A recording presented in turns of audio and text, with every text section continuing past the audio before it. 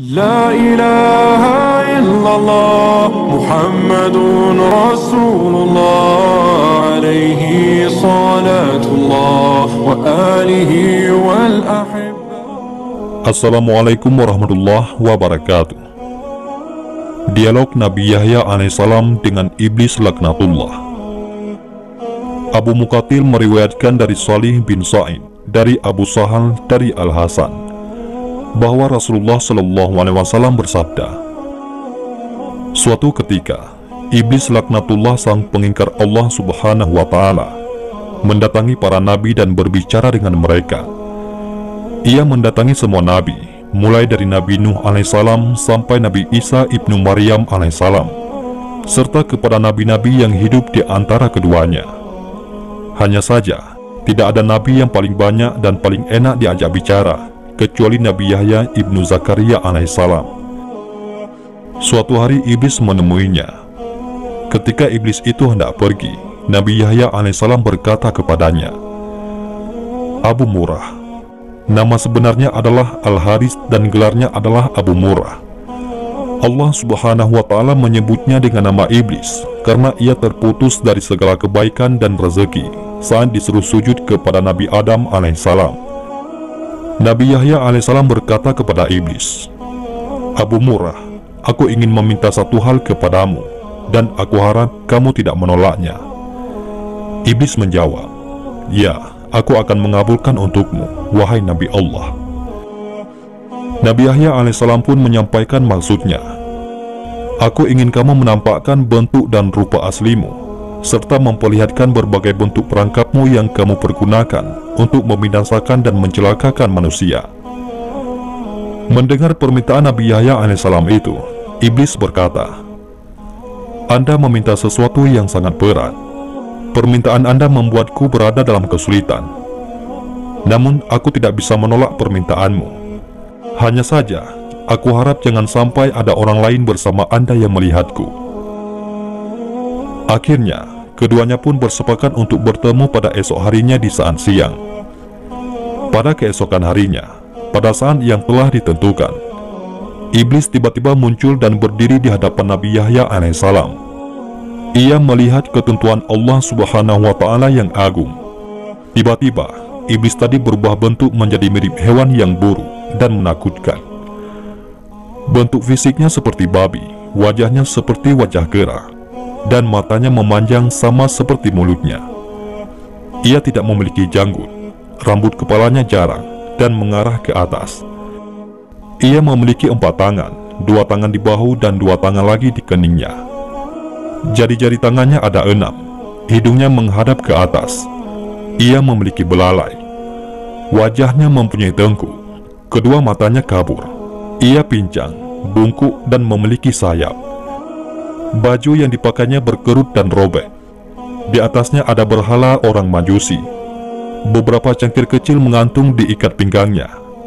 Lalu di sekitar bajunya ada 6 jenis minuman dengan warna yang beraneka ragam, seperti putih, hitam, merah, kuning, dan hijau. Di tangannya ada lonceng besar. Di atas kepalanya terdapat telur yang di tengahnya ada besi yang panjang. Selanjutnya Nabi Yahya alaihissalam berkata, Abu Murrah, jelaskan padaku tentang benda yang ada di atas bajumu. Apa itu? Iblis menjawab, benda ini menyerupai milik orang Majusi. Aku yang membuat agama Majusi, dan aku memeluk agama tersebut. Nabi Yahya alaihissalam kembali bertanya, jelaskan padaku tentang cangkir kecil yang bergantung di ikat pinggangmu bagian depan. Iblis menjawab, wahai Nabi Allah, di dalamnya ada berbagai syahwat dan jerat perangkapku. Yang pertama-tama, aku jadikan alat untuk menjerat orang mukmin adalah wanita. Apabila dia tetap bisa taat kepada Allah Subhanahu wa Ta'ala, maka aku akan mendatanginya lewat pengumpulan harta haram, agar dia tamak untuk mendapatkannya. Apabila dia tetap taat kepada Allah Subhanahu wa Ta'ala dan hidup zuhud, aku akan mendatanginya lewat minuman memabukkan, sehingga aku bisa mendatangkan semua syahwat ini kepadanya.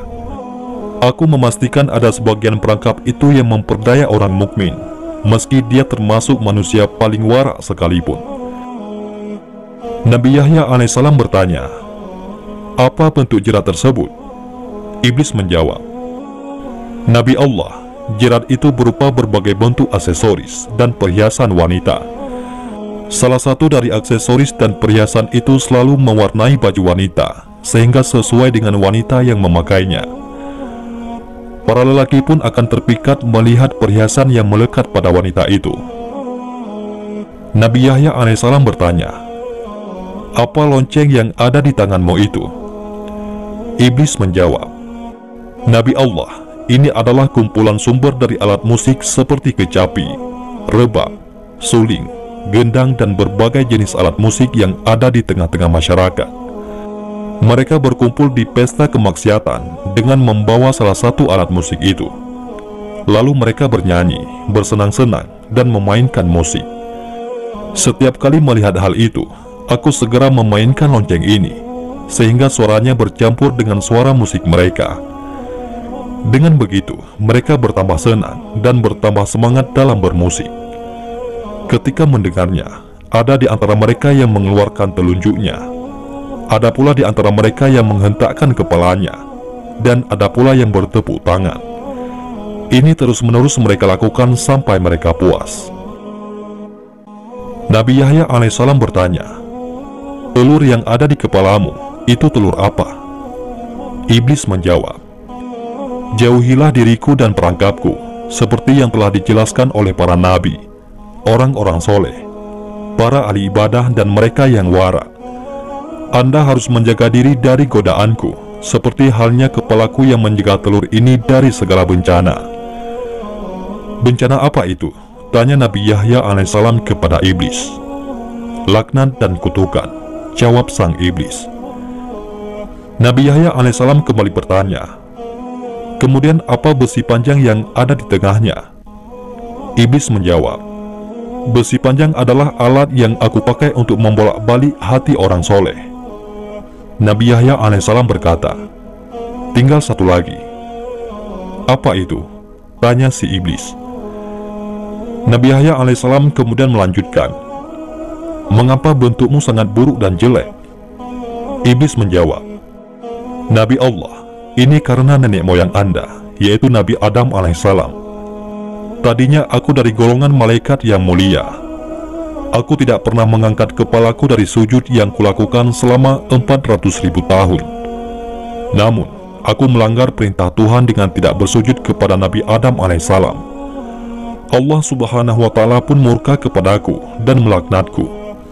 Aku pun berubah dari bentuk malaikat kepada bentuk setan. Padahal tadinya di antara malaikat tidak ada yang rupanya lebih bagus dariku.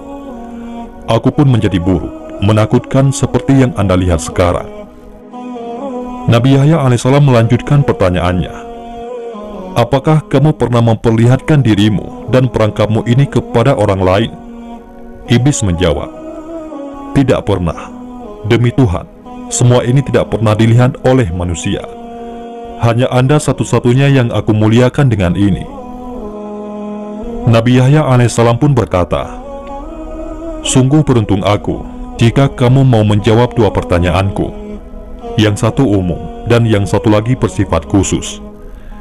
Iblis menjawab, "Tanyakanlah wahai Nabi Allah." Nabi Yahya alaihissalam bertanya, "Terangkanlah padaku sesuatu yang paling menjadi harapanmu, yang paling menguatkan punggungmu, yang paling menghibur juru tulismu, yang paling menyenangkan matamu, dan yang paling mengembirakan hatimu." Iblis menjawab, "Nabi Allah, aku khawatir Anda menceritakan hal ini kepada orang lain, sehingga mereka akan menjaga diri dari hal itu. Dengan begitu, semua tipu muslihatku akan gagal." Nabi Yahya alaihissalam berkata, "Dalam kitab suci, Allah subhanahu wa ta'ala telah menceritakan kondisimu, berikut tipu muslihatmu kepada para nabi dan walinya. Mereka pun telah menjaga diri dengan cara mereka. Sementara orang-orang yang sesat, kamu pasti lebih bisa menguasai mereka. Kamu dapat mempermainkan mereka seperti tongkat yang dipukulkan kepada bola. Keteranganmu kepada mereka tidak lebih diperhatikan dan dicamkan daripada ucapan Allah subhanahu wa ta'ala." Iblis kemudian menjelaskan, Nabi Allah, hal yang paling aku harapkan dan paling menyenangkan diriku adalah wanita. Ia merupakan jerat, perangkap, dan anak panah yang selalu tepat mengenai sasaran. Aku selalu berhasil dengan mereka. Aku berhasil menjatuhkan wanita dalam kebinasaan. Ketika menggoda para ahli ibadah, ulama, mereka bisa mengalahkanku. Lalu aku kirimkan pasukan untuk menyerang mereka, tetapi pasukan tersebut pun kalah.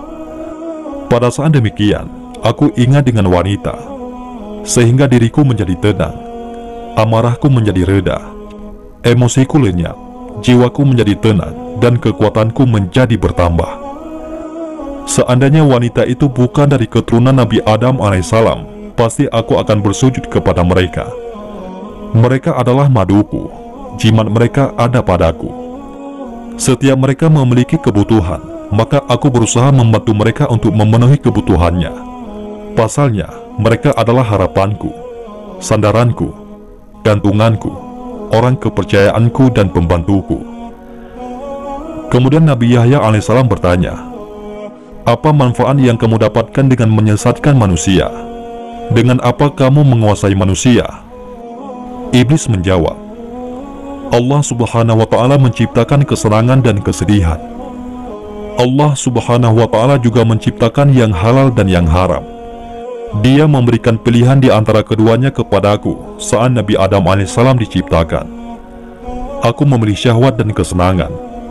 Aku juga memilih yang haram, yang keji, dan yang mungkar, sehingga semua itu yang menjadi kecerendungan dan seleraku.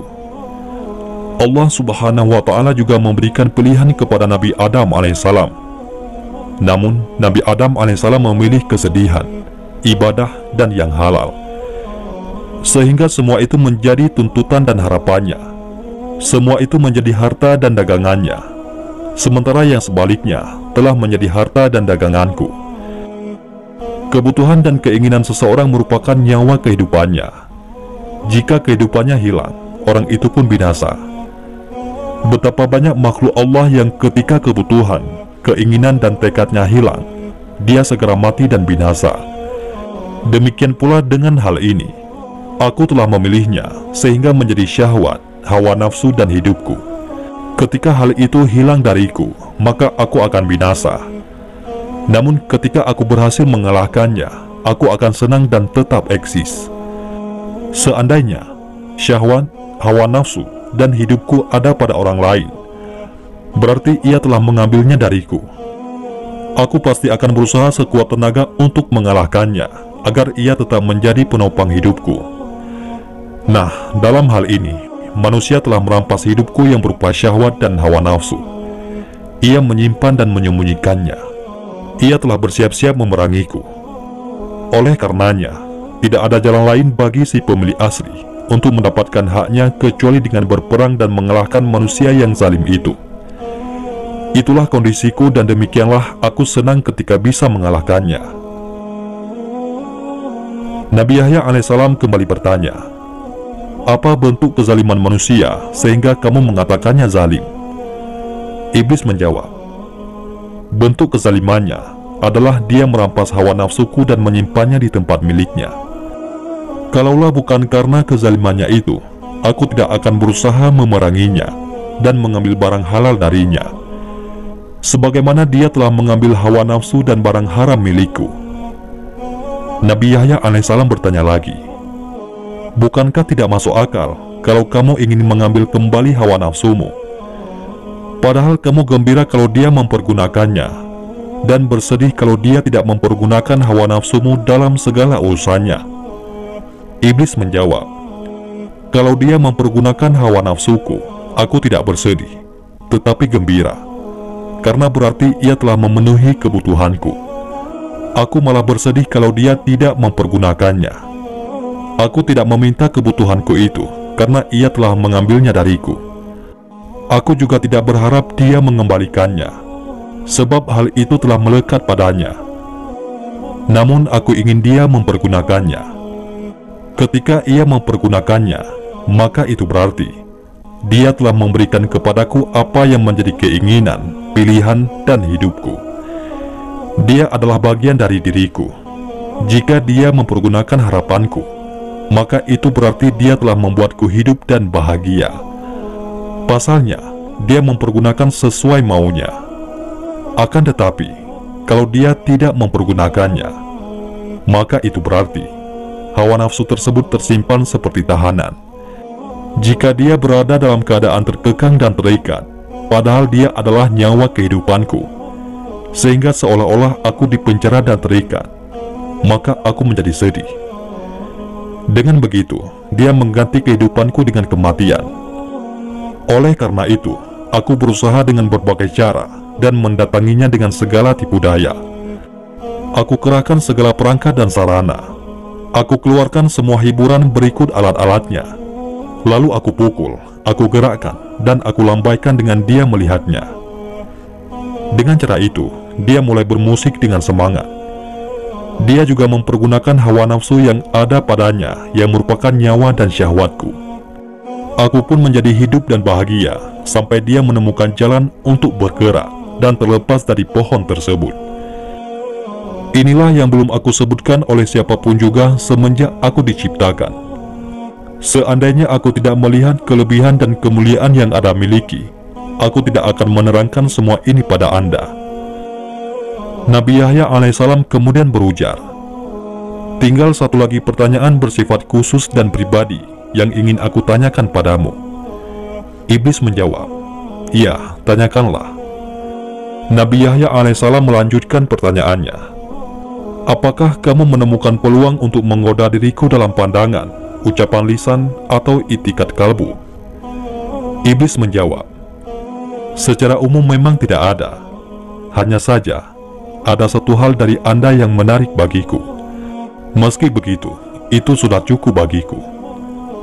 Ada satu pintu utama yang bisa aku manfaatkan untuk menggoda diri Anda." Ketika mendengar pernyataan iblis tersebut, wajah Nabi Yahya alaihissalam menjadi suram. Beliau bingung, hatinya bersedih, jiwanya terperanjat dan kaget. Nabi Yahya alaihissalam berkata, "Apakah itu?" Iblis menjawab, "Anda adalah orang yang banyak makan.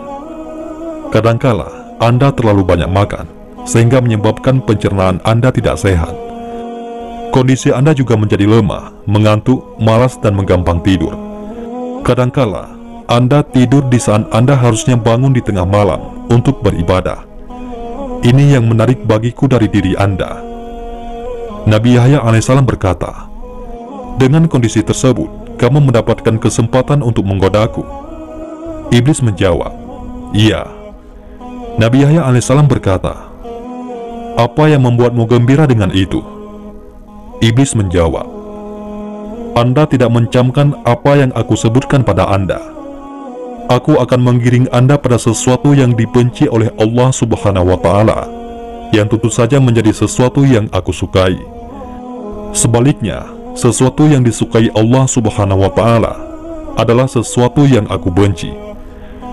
Ketika manusia memilih sesuatu yang aku benci, aku tidak berdaya atasnya, sehingga aku berusaha sekuat tenaga untuk menipunya sampai dia memilih apa yang aku sukai. Semua itu aku lakukan karena hidupku bergantung pada apa yang aku sukai, disukai pula oleh manusia.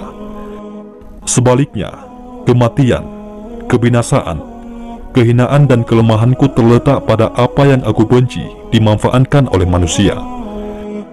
Ketahuilah, yang aku benci itu adalah barang yang halal, yang baik serta kesedihan. Sedangkan yang aku sukai itu adalah barang yang haram, yang buruk serta kesenangan. Allah Subhanahu wa Ta'ala telah mengingatkanmu dengannya. Anda cukup beruntung, wahai Yahya." Iblis mengatakan itu karena dia telah memberitahukan kesempatan yang mungkin didapatnya dari Nabi Yahya alaihissalam.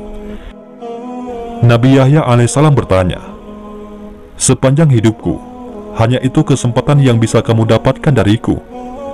Iblis menjawab, "Iya, tidak ada lagi kecuali itu." Nabi Yahya alaihissalam kemudian menegaskan, "Aku berjanji kepada Allah Subhanahu wa Ta'ala untuk tidak meninggalkan dunia dalam kondisi kenyang." Mendengar hal itu, iblis menjadi marah dan sedih, sebab Nabi Yahya alaihissalam telah melakukan antisipasi tipu daya iblis. Ia berkata, Anda telah menipuku dan membuatku kesal. Harapanku pun sirna dari menggoda Anda." Kemudian iblis pun meninggalkan Nabi Yahya alaihissalam dengan sangat murka.